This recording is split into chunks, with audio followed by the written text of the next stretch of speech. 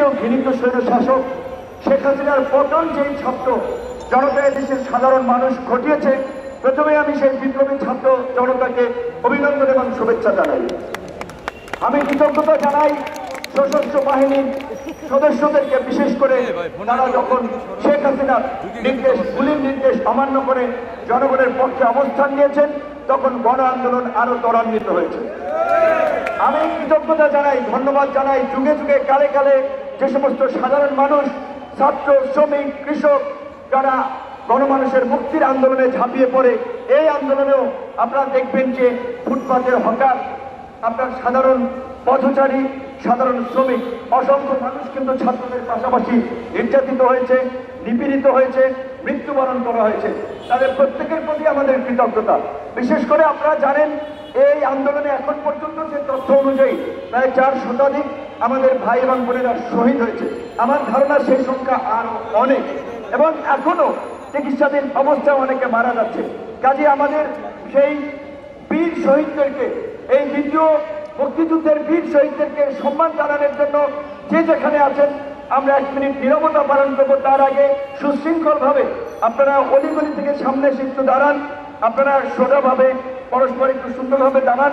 আমরা আমাদের এই শহীদদের স্মরণে আজকের এই সম্প্রীতির সমাবেশ থেকে আমরা 1 মিনিট নীরবতা পালন করতে চাই।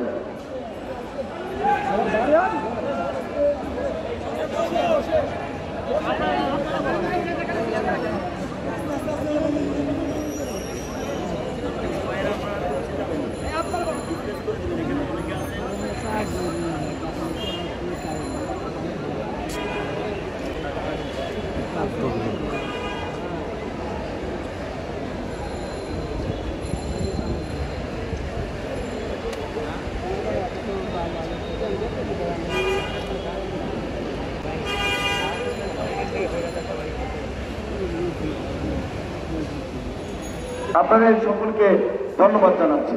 বীর শহীদদের প্রতি, দ্বিতীয় মুক্তি সংগ্রামের শহীদদের প্রতি 1 মিনিট নীরবতা পালন করার জন্য।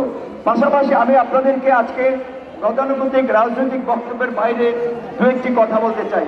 প্রথমত, আমাকে যখন গ্রেপ্তার করা হয়েছিল, আমি রিমান্ডে থাকা অবস্থায় আমাদের সাথে জামাতের সেক্রেটারি জেনারেল মিয়া গোলাম পরোয়ার, বিএনপি সিনিয়র যুগ্ম মহাসচিব রুহুল কবির রিজভী ভাই সহ অনেক সিনিয়র নেতৃবৃন্দ ছিল। আমরা সবসময় নামাজ আদায় করেছি, একত্রে মোনাজাত করেছি। জেলখানাতেও ওনাদের যে একটা কথা আল্লাহর কাছে পরিষ্কারভাবে বলেছি, আল্লাহ আপনি এই জাতির জন্য উত্তম ফয়সালা দিয়ে দেন, এই জাতির যেই পথে মুক্তি পাবে আপনি সেই ব্যবস্থা করে দেন। আপনার, আমাদের সকলের দোয়া, হয়তো কারো দোয়া আল্লাহ কবুল করেছে, তার ফলেই এই প্রাচীর শক্তির পতন ঘটানো সম্ভব হয়েছে।